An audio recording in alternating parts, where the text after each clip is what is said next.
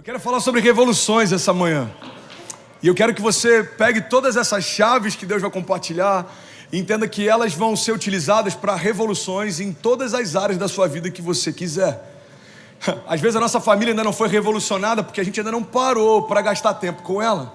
Talvez seja o teu business. Deus vai te dar visões nessa manhã que você vai falar, quer saber? Eu vou viver uma revolução nos meus negócios e eu vou viver um romper sobrenatural esse ano. Talvez seja na tua jornada de fé, quem sabe na tua identidade, mas o tema da mensagem de hoje é uma revolução está nascendo. Você pode falar isso comigo? Diga, uma revolução está nascendo. Eu não sei se todo mundo aqui sabe, mas hoje é considerado o dia da independência dos Estados Unidos. Hoje é 4 de julho e para você que está em qualquer lugar do mundo, aqui nos Estados Unidos esse dia ele é extremamente celebrado. E os americanos têm várias características que são louváveis, a gente precisa se inspirar. Uma delas é a forma como eles celebram a independência e como eles não abrem mão disso. Eles são extremamente patriotas e não abrem mão desse direito de liberdade. Então, no dia 4 de julho de 1776, foi declarada a independência dos Estados Unidos. Nesse dia nascia uma revolução. Mas o que eu quero compartilhar com você é que todos os dias novas revoluções estão nascendo também. Você está comigo? Diga amém. Então eu quero falar sobre uma perspectiva da nossa jornada de fé. Toda revolução que acontece, seja através de um herói da fé, seja através da história da Bíblia, ou seja através da nossa história, ela tem 2 pilares fundamentais. Toda revolução que acontece através de Deus, ela é pautada por visão e por fé. Você pode declarar isso comigo, só para ficar um pouco mais interativo? Diga, visão e fé. Toda revolução começou com uma visão. Toda revolução palpável hoje já foi só uma visão virtual um dia. Uma visão é algo virtual, você não é palpável, você não consegue tocar, mas você sabe que isso vai acontecer. Existe uma firme convicção em você, isso vai acontecer. Não é uma opção. Deus me mostrou algo no futuro, eu já acessei o futuro. Irmão, todo visionário é como um viajante do tempo, ele acessa o futuro e ele começa a conversar sobre coisas que viu lá na frente, no presente. É por isso que nem todo visionário é compreendido. Por quê? Porque ele desenvolveu a capacidade de passear no tempo. Ele vê coisas que daqui a 20 anos vão ser óbvias para todo mundo, mas ele antecipa e começa a construir os próximos 20 anos hoje. Você está comigo? Diga amém. Tem um provérbio oriental que diz que o melhor tempo para plantar uma árvore era 20 anos atrás. E o segundo melhor momento para plantar uma árvore é hoje. Então daqui a 20 anos, a minha filha pode correr. Não, daqui a 20 anos ela não vai estar mais correndo pela igreja, mas daqui a 20 anos, a minha filha vai ser ativada no chamado dela e viver um novo nível. Por quê? Porque 20 anos antes, nós dissemos, pai, conta com a gente para fazer parte da maior revolução, maior avivamento que a igreja brasileira já experimentou na Flórida. Então daqui a 20 anos, os nossos filhos vão colher os frutos da nossa posição. Cara, isso é muito forte. Ou vão colher os frutos da nossa omissão. Porque toda omissão também é uma posição. Olha para mim, irmão, omissão não é ausência de escolha, omissão não é neutralidade, omissão é uma posição. Você escolheu não se posicionar, é uma escolha. Você escolheu não fazer nada, é uma escolha. Você escolheu não semear, é uma escolha. Você escolheu não buscar, tudo isso é uma escolha. Não há neutralidade no reino de Deus. Todos os dias nós estamos construindo uma história com Deus ou nós estamos vendo alguém que está construindo. Você está comigo ainda? Diga amém. Então eu preciso ter esse entendimento. Um pouquinho mais baixinho, Olavo. Eu preciso ter esse entendimento. Toda revolução que está acontecendo hoje já foi uma visão um dia. A Apple revolucionou o mercado. Tem uma lenda, eu acredito que é fake essa história, mas eu acho incrível, que o Steve Jobs estava discutindo com os engenheiros sobre o tamanho do iPhone. E ele falou, dá para ser menor. E os caras falaram, não dá. Já é a 10ª reunião, a gente está aqui dizendo que não tem como. E ele falou, tem como, dá para ser menor. E aí reza a lenda que teve um pequeno atrito. Um dos engenheiros falou, todo mundo que está nessa sala tem uma formação técnica. Você está falando do que acha, a gente está falando do que sabe. E aí o Steve Jobs falou, então traz um balde de água. Trouxeram um balde de água. Ele pegou o iPhone e jogou dentro e começou a sair bolha do iPhone. Ele falou, se tem espaço para ar, dá para ser menor. A verdade é que não dá para saber até que ponto algumas dessas lendas são verdade. Mas uma coisa a gente sabe, esse cara enxergou um futuro que todo mundo achava que era impossível. Hoje é impossível imaginarmos um telefone com teclas. Esse cara, ele precisou pagar o preço para construir algo que todo mundo achou que não tinha sentido, até que aquilo se tornasse o novo natural. Você está comigo, irmão? Me ajuda a pregar, pelo amor de Deus. Todo visionário, ele antecipa a realidade. Todo visionário, ele vê o que ninguém está vendo. E por isso ele se move de uma forma que ninguém está se movendo. Ele tem uma intensidade que ninguém tem. Por quê? Porque ele acessou o futuro. E começa a construção hoje do que ele vai viver daqui a alguns anos. Então a primeira parte que eu quero compartilhar com você é que toda revolução parte de uma visão. Você pode declarar isso comigo? Diga: toda revolução parte de uma visão. A primeira chave que eu quero compartilhar com você sobre visão, irmão, é que sempre que você receber de Deus uma visão, você não vai estar preparado para ela. Todas as vezes que Deus dá uma visão para alguém, essa pessoa não está preparada para isso. E é por isso que é uma visão e não um milagre. Quando Deus faz o milagre, Deus muda instantaneamente uma realidade. Quando Deus te dá uma visão, Ele te chama para construir junto uma realidade. Você está comigo? Me ajuda aí, Lafa, vamos junto, irmão. Eu quero pregar, irmão, vamos junto. Me acompanha, irmão. Essa é a diferença entre milagres e visão. E talvez seja por isso que a gente vê tanta ansiedade até dentro da igreja, porque Deus tem dado visões para nós, mas a gente está esperando que Ele faça hoje algo que Ele só mostrou que vai fazer lá na frente.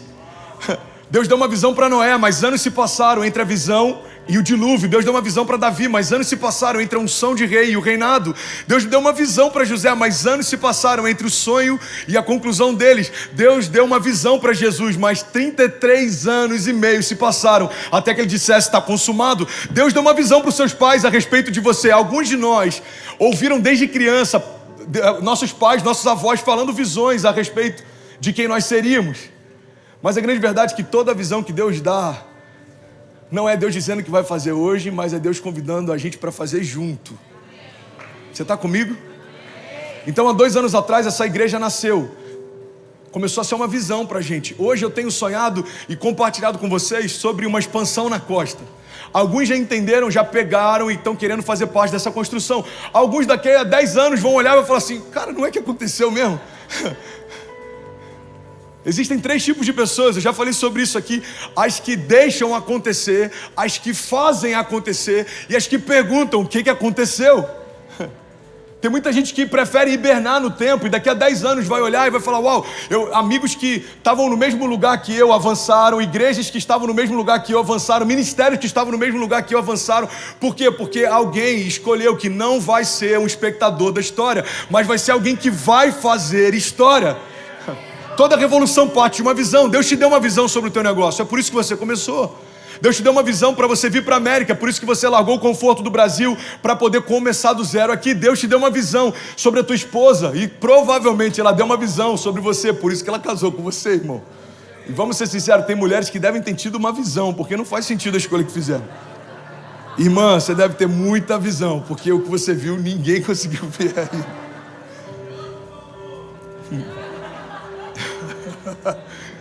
Algum esposo apaixonado por uma mulher visionária. Vamos ser sinceros. A Kezinha até brinca. Tem pessoas que mandam mensagem e falam: pastor, você é uma benção. Aí a Kezinha fala: mas eles não te conheceram quando eu te conheci. É fácil falar quando os frutos são visíveis, tocáveis, acessíveis. Difícil é quando você só vê uma semente, você só vê potencial. Toda visão que Deus te dá é um potencial. Irmão, olha para mim, eu creio com plena convicção que a galeria dos heróis da fé poderia ser 5 vezes maior do que ela é. A galeria dos heróis da fé não fala, cara, isso é muito forte, pega essa chave. A galeria dos heróis da fé não fala a respeito do número de homens que Deus chamou, fala a respeito do número de homens que corresponderam ao chamado que Deus fez. O que é a galeria dos heróis da fé? É o número de homens chamados por Deus? Não, irmão, a galeria dos heróis da fé é o número de homens que corresponderam ao chamado de Deus. Você sabia que antes de Abraão ser chamado, o pai dele foi? Deus chamou o pai de Abraão antes de chamar Abraão, mas o pai de Abraão não se moveu, então Deus consultou a tenda do lado. Eu creio que Deus chamou outros pastores brasileiros para viverem parte do que a gente está vivendo, mas alguns não entenderam, e o que eu quero o tempo inteiro é dizer para ele: pai, me perdoa, eu não estou pronto, eu sou vulnerável, eu sou improvável, mas se você quiser me usar, eu estou aqui. Se alguns passaram bastão, eu quero pegar. Se alguns não entenderam a visão, eu quero entender. Eu só quero fazer parte daquilo que o Senhor tem. Por quê? Porque Deus tem uma visão que é geográfica e Deus também tem uma visão que é geracional. Pega essa chave, irmão.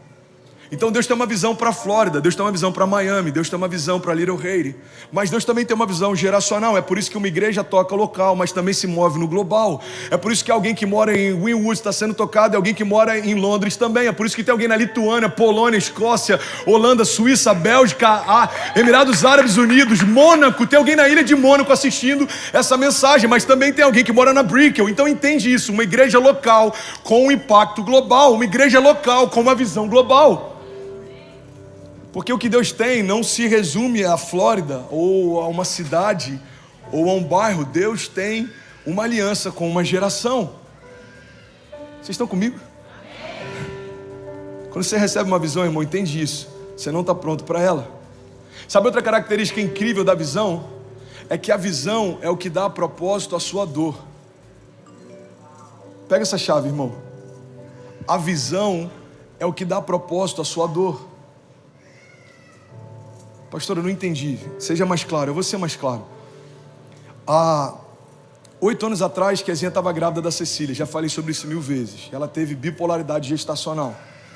Então, quando ela tinha 6 meses de gestação, ela não via mais as coisas como elas eram. Ela via as coisas segundo a bipolaridade dizia para ela que as coisas eram. Então, eu lembro que quando a Kezinha começou a ter alguns delírios, teve um dia que eu chorei. E aquilo gerou um surto na Kezinha. Ela achou que alguma coisa estava acontecendo, que estava todo mundo mentindo para ela. Ela começou a achar que estava tudo desmoronando. E eu entendi naquele dia que eu não podia mais chorar na presença da Kezinha. Então, a partir daquele dia, do 6º mês até o 9º mês, eu tive que aprender a chorar sozinho. E quando você está chorando sozinho, com a primeira gestação da tua casa, com o primeiro filho a caminho, com a tua esposa passando por bipolaridade, a única coisa que traz propósito para a tua dor é uma visão, é você lembrar do que Deus te falou antes daquele gigante chegar. Então Deus te dá uma visão antes da batalha chegar, Deus te dá uma visão antes das lutas chegarem, Deus te dá uma visão antes do milagre chegar. Por quê? Porque Ele está te dizendo, filho, quando o dia mau chegar, lembra do que eu te falei, seja forte e corajoso, lembra do que eu te prometi.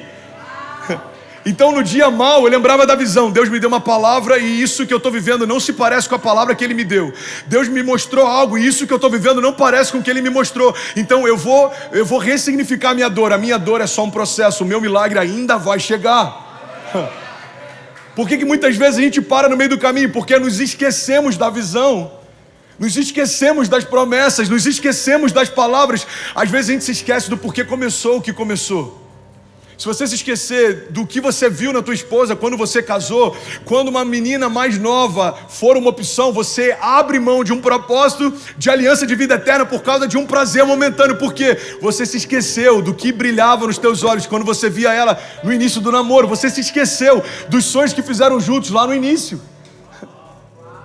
Um pastor que negocia o chamado, irmão, começa a pregar não mais por uma motivação genuína, mas está pregando por vaidade, ou por dinheiro, ou por qualquer outra coisa. Não necessariamente esse cara não era apaixonado por Jesus, mas em algum momento ele se esqueceu da visão pela qual começou o ministério. Pregava com caixas de som no meio da praça, subia em meio de caixa de feira para pregar, fazia evangelismo nas ruas, e agora? Agora não tem mais alegria. Por quê? Porque se esqueceu da visão. E assim com todo empresário, é assim com todo imigrante, e assim com todo homem e mulher casado. Se nós não lembrarmos do porquê começamos a nossa jornada, a primeira crise vai fazer a gente parar no meio do caminho. Você está comigo? O processo, ele sempre é doloroso. Mas o que vai manter o teu coração alinhado é você trazer à tua memória o que te dá esperança. Tenha sempre uma visão. Por que você faz o que você faz? O que move o teu coração? Irmão, qual que é o teu projeto para 2021? Tem muita gente que, se a gente desse um papel agora e pedisse para você anotar os 5 pilares pelos quais você está trabalhando esses próximos 6 meses, você não sabe dizer. O problema nem sempre é a ausência de milagres. Às vezes a gente não está vivendo alguns milagres porque a gente não está visionando para que os milagres nos sirvam. Eu falei sobre isso alguns dias atrás, irmão. Eu fiz no ano passado uma lista de 6 etapas da nossa igreja no Amazon. E aí uma pessoa da igreja, pastor, eu vou bancar as 5. Ele pagou as 5 etapas de expansão da igreja. Aí eu compartilhei isso no domingo à noite, dei um testemunho. Um cara que eu conheci em Londres, inclusive, quando eu fui pregar lá, um cara estava de passeio aqui em Miami, saiu para jantar depois do culto e falou: pastor, eu vi você falando que das 6 etapas, 5 foram pagas, e a sexta? Eu falei: a sexta ainda não. Ele falou: então a sexta é minha, eu pago. 2 meses passaram, 3, 4, 5. Nenhum milagre extravagante aconteceu em relação à parte financeira. E aí eu fui consultar Deus. Sabe qual foi a resposta que Deus me deu? Eu não parei de fazer, você que parou de visionar. Não foi Deus que limitou o avanço, foi a gente que limitou a visão. Todo milagre é uma resposta de Deus a uma visão que Ele te deu. Toda provisão é uma resposta de Deus a uma visão que Ele te deu. Irmão, pega isso em nome de Jesus. Toda visão carrega provisão. Toda visão desperta milagres. Toda visão libera o sobrenatural. É por isso que as visões que Deus nos dá, elas precisam ser preservadas, porque a visão é a chave que libera o sobrenatural. Você está comigo? Diga amém. Culto de Fort Lauderdale, quem estava lá sabe. Eu terminei o culto, eu reuni alguns voluntários. E eu pedi perdão, eu falei: eu quero pedir perdão, hoje eu não preguei como eu gostaria, eu não estava focado como eu gostaria, eu não estava cheio como eu gostaria. Eu entrei no carro, fui dirigindo para casa frustrado, eu falei: Deus, as famílias vieram, os voluntários vieram, a Tua presença veio, parece que só eu que não estava lá, eu queria que fosse diferente. Eu voltei quebrado para casa. Eu pego o telefone e tem a mensagem de um amigo. Aí ele falou: mano, assisti o culto, eu tenho certeza que Deus virou uma chave no teu ministério, na tua igreja a partir dessa noite. E eu vi você comentando sobre a van que a igreja precisa. Pode comprar que eu pago. E aí eu comecei a chorar no meio da estrada. Porque Deus me trouxe a memória. Se você continuar visionando, eu vou continuar fazendo. Continua visionando. A gente precisa de 2 vans. Uma para levar a Mobile Church e outra para levar o nosso streaming móvel. E a visão é: a gente vai ter um trailer e uma van que vai colocar tudo que precisa para fazer um culto em qualquer cidade que Deus levar a gente aqui na costa. E vai ter um estúdio móvel, como as emissoras de TV têm. A diferença é que ao invés de compartilhar notícias ruins, a gente vai espalhar esperança. E quem sabe, em algumas noites,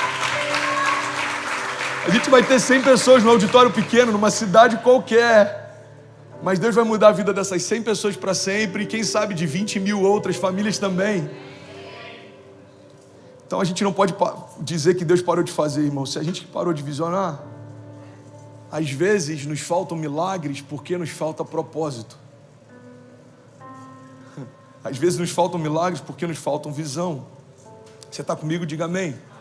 Jesus, eu só tenho mais 7 minutos para pregar, misericórdia, deixa eu correr aqui. Alguém está recebendo algo de Deus essa manhã?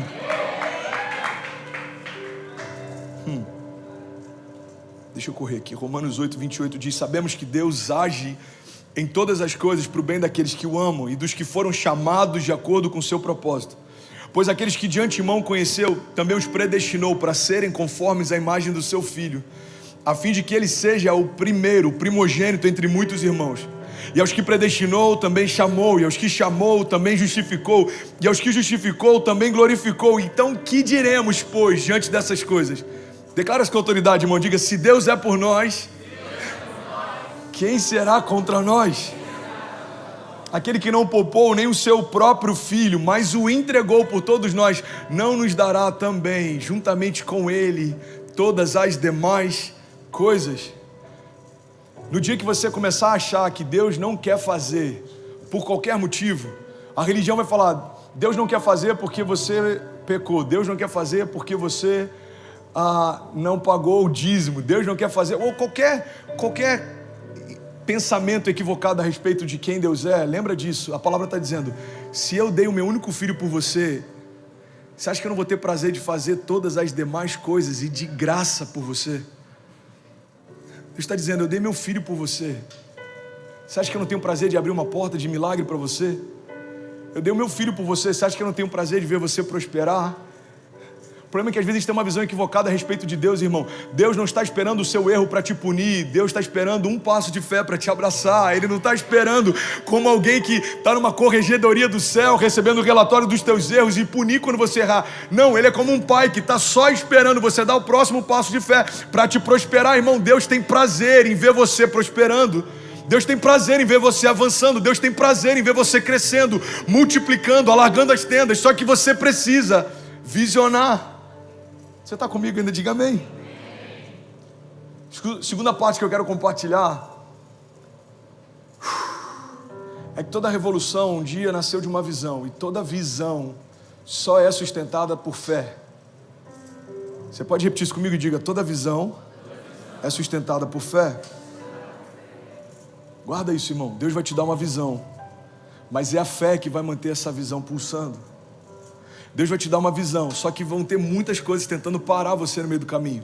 Vão ter amigos para te desencorajar, vão ter circunstâncias para te desanimar, vão ter cativeiros para tentar te parar, vão ter levantes para tentar te frear, mas o que vai manter a tua visão pulsando é a fé.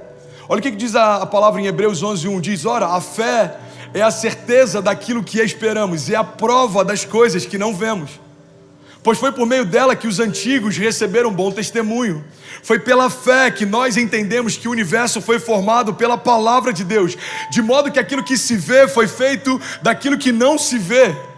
Pela fé, Abel ofereceu a Deus um sacrifício superior ao de Caim.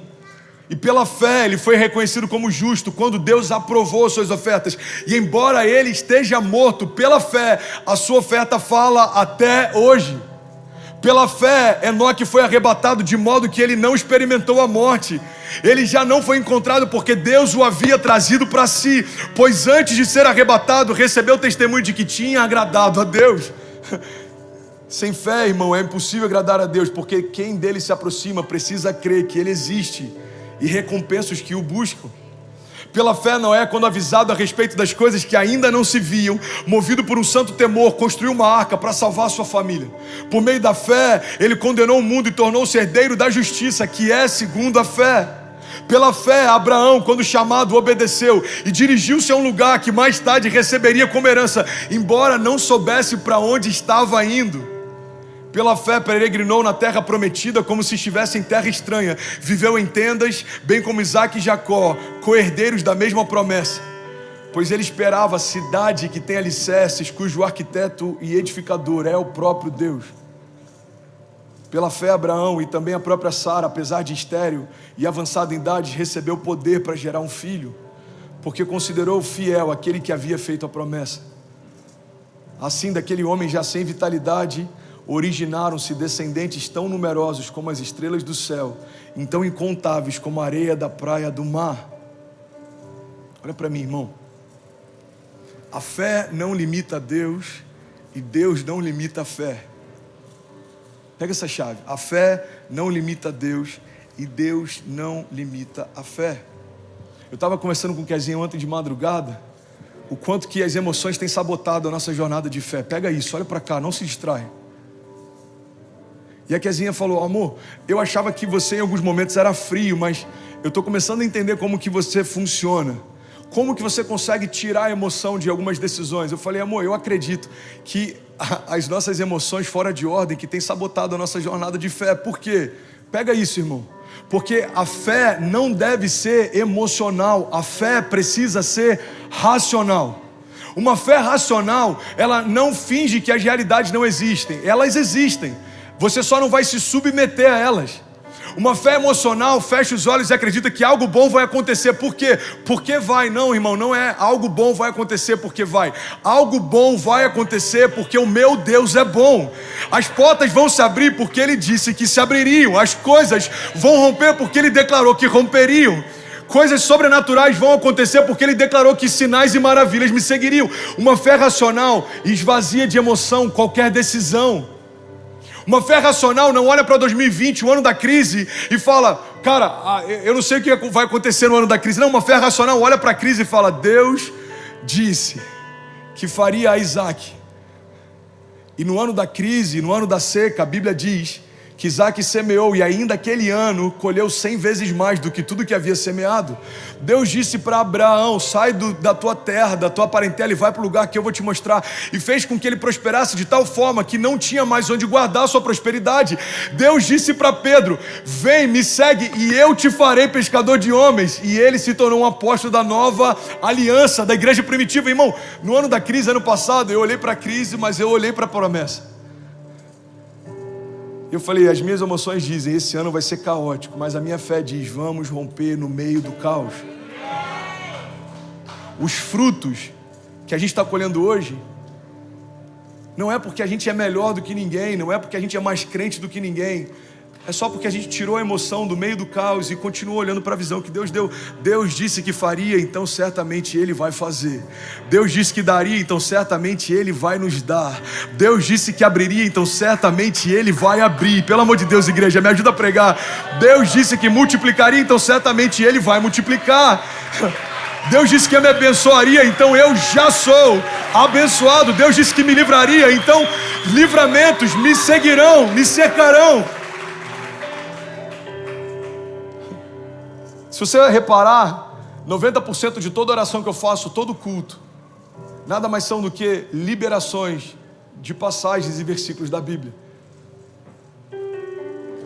Se você fechar os seus olhos e começar a liberar o que Deus já disse a teu respeito, é impossível você desistir no dia mal. Você vai começar a experimentar uma fé inabalável. Olha o que a palavra de Deus diz, irmão. O Senhor é meu refúgio e fortaleza, socorro presente na hora da angústia. Deus é por nós, quem será contra nós? Agindo Deus em meu favor, quem impedirá o seu agir? Deus não é homem para que minta, nem filho do homem para que se arrependa. Acaso Ele fala e deixa de cumprir? Acaso Deus promete algo e deixa de agir? A palavra de Deus diz, olha, que se Ele não guardar a cidade, em vão vigia o sentinela. Se Ele não edificar a casa, em vão trabalham os que edificam. A palavra de Deus me diz que 1000 podem cair ao meu lado, 10.000 à minha direita, mas eu não serei atingido. Ele é o meu bom pastor, no dia mau Ele me mantém protegido, Ele dá ordem aos seus anjos ao meu respeito, para que sequer tropece em pedra alguma. E mesmo que eu ande por um vale de sombra e morte, mal nenhum eu temerei, porque Tu, Senhor, estás comigo. A Tua vara, o Teu cajado me consolam. Ele me faz passear em águas tranquilas, Ele me leva em pastos verdejantes, prepara uma mesa na presença dos meus inimigos e me honra, ungindo a minha cabeça com óleo, e o meu cálice faz transbordar. O Senhor me deu por herança. Eu sou herdeiro e co-herdeiro em Cristo Jesus. Eu sou salvo, livre de todo mal, inculpável, livre de qualquer condenação. O único que não cometeu pecado se fez pecado para que eu fosse feito justiça de Deus. Irmão, a palavra está o tempo inteiro dizendo quem você é. Você é livre para prosperar, você é livre para avançar. O que a gente precisa fazer? Trazer à nossa memória o que nos dá esperança. A fé não é emocional, irmão. A fé não é emocional. A fé não é um arrepio. A fé não é sentir Deus num dia de culto acalorado. A fé é racional. É se levantar quando tem mensagem dizendo a notícia que você não queria que chegasse, chegou. Eu não sou a minha crise. Eu não sou o meu tropeço. Eu não sou o meu problema. André, mas a minha empresa faliu. Eu não sou a minha falência. O meu negócio fechou. Eu não sou o do ano de 2020. Deus não tem para mim a promessa para um ano. Deus tem para mim promessas de vida eterna. Minha história não é uma foto, minha história é um filme. Se eu tivesse parado 8 anos atrás, qual que era a minha foto? Um cara chorando sozinho dentro do banheiro com uma esposa bipolar. Se você olha 8 anos depois, qual que é a minha foto? Pai de 2 filhos pregando para 7.000 famílias em torno das nações. Se você olhasse há 5 anos atrás, qual era a minha foto? Vai 5 anos atrás no meu Instagram, irmão. Vai lá, pega o meu feed. Porque a gente vê os frutos, mas nem sempre vê a semeadura. Vai 5 anos atrás no meu feed. Você vai me ver num leito de hospital, com um catéter profundo na minha jugular, meu coração com endocardite bacteriana aguda. 5 anos depois, irmão, ministrando cura. Se eu tivesse parado 8 anos atrás, chorando sozinho com uma esposa bipolar. Se eu tivesse parado 5 anos atrás, entubado num leito de CTI, 35 dias. Se eu tivesse parado o ano passado, uma igreja recém-nascida, fechada no meio da crise. Se eu tivesse parado, irmão. Ontem a gente teve uma gravação aqui, o Marcos Mion. Olha que louco isso. Uma produtora de Los Angeles, contratada pela NBA para fazer um comercial, alugou a nossa igreja e o garoto propaganda era o Marcos Mion. Aí ele mandou um áudio e falou: irmão, não estou acreditando. Vim fazer o comercial, quando o carro da produtora parou, é a tua igreja, irmão. Eu estou na tua igreja. Eu falei, mano, que loucura. E aí aquilo ali começou, eu parei para meditar no que Deus está fazendo. Eu falei, Deus, olha que loucura. Ano passado, a Orquestra Sinfônica de Miami fez um evento aqui. A Microsoft usou a nossa igreja para transmitir com um maestro regendo da Grécia. Esse ano a NBA alugou o nosso espaço para fazer um comercial. Onde é que você quer chegar, André? Eu quero chegar num ponto. Eu falei com meu amigo ontem, eu estava ontem muito quebrantado. Eu falei, Pedro, 5 anos atrás, se Deus não tivesse me poupado, quantas coisas eu teria deixado de ver, cara. Mano, olha esse cinema, um cinema lotado, 240 pessoas numa noite de chuva, mano. Olha o que Deus está fazendo na igreja, mano. Olha quantos testemunhos, mano. Olha quantos milagres. Olha quanta gente, olha quanto mover. Há 5 anos atrás, se Deus não tivesse me poupado, quantas coisas eu teria deixado de ver. Eu estou compartilhando isso com você, irmão, porque se você parasse esse ano, quantas coisas você deixaria de experimentar? Eu quero te fazer um convite, irmão. Tempos de crise são tempos de aceleração. Tempos de dúvida são tempos de aceleração. Tempos de medo são tempos de aceleração. Tempos difíceis são tempos de aceleração. Tudo que você precisa fazer é ter uma visão e sustentá-la por fé. Tudo que você precisa fazer é trazer à tua memória o que Deus te disse, as promessas que Deus te fez e sustentá-las por fé. No ano da crise, nascemos. No ano do caos, avançamos. No ano do medo, prosperamos. No ano da falta, nos multiplicamos. No ano em que tudo dizia que não ia acontecer, Deus disse, eu prometi, certamente vou fazer. Tem alguém comigo aqui, pelo amor de Deus, essa manhã? A fé, ela não é emocional. A gente olha para a história de Pedro e a gente vê Pedro andando sobre as águas. A gente acha incrível isso. Pedro andou sobre as águas. Mas o maior milagre de Pedro não foi vencer a gravidade. O maior milagre de Pedro foi vencer a incredulidade. A gente olha para Davi e a gente acha incrível Davi matar um gigante. O maior milagre de Davi não foi matar aquele gigante. Foi crer que quando lançasse a pedra, Deus mataria por ele. Pega essa chave, irmão, estou terminando aqui. A gente olha para o milagre do mar se abrindo, a gente acha, uau, Deus abriu o mar. O maior milagre não foi Deus abrir o mar, foi o povo ir até o mar, mesmo com milhares de soldados atrás de si, sabendo que quando chegar lá, Deus vai fazer o sobrenatural. A gente olha para as muralhas de Jericó caindo, o maior milagre não foi Deus derrubá-las, o maior milagre foi o povo crer que na 7ª volta Deus faria algo ali. Olha para mim, irmão. O teu problema não é a dívida. O teu problema é a falta de fé de que Deus provê sobre você. O teu problema não é a crise no casamento. A gente tem que ressignificar quem são os nossos verdadeiros gigantes. O teu problema não é a crise no teu casamento. O teu problema é não confiar de que Deus vai sustentar a tua família de pé e a aliança que Ele fez. O homem não separa. O teu problema não é depender da imigração para uma resposta. O teu problema é se você começar a duvidar que o Deus que te trouxe até aqui vai te manter aqui. A gente acha que os nossos problemas são naturais. Meu problema não é o dólar, não é a cotação, não é a geografia, não é o lugar. O meu único problema é se em algum momento eu parar de confiar que Deus é poderoso para fazer infinitamente mais do que tudo que eu já pedi, eu pensei. Se isso não é um problema para você, seja bem-vindo aos melhores dias da tua vida. Você vai romper todos os dias. Você está comigo? Você pode ficar de pé no teu lugar, em nome de Jesus? Fica de pé no teu lugar. Deixa eu liberar algo sobre você. Josué 1:9 diz, não fui eu que ordenei, seja forte e corajoso, não se apavore e nem desanime, pois o Senhor, o seu Deus, estará com você por onde você andar. Provérbios 28:1, eu sou apaixonado por essa passagem, ela diz, os ímpios, eles fogem sem que haja ninguém a persegui-los, mas os justos são ousados como leões. E eu quero orar nessa manhã para que venha sobre nós essa porção de ousadia, para a gente entender que a visão que Deus nos deu é tudo que a gente precisa e como ela vai se cumprir, por fé. Você pode levantar suas mãos em nome de Jesus? Hebreus 11:29 diz, pela fé o povo atravessou o mar vermelho como se fosse terra seca. Quando os egípcios tentaram fazê-los, quando tentaram pará-los, morreram afogados. Pela fé caíram os muros de Jericó depois de serem rodeados durante 7 dias.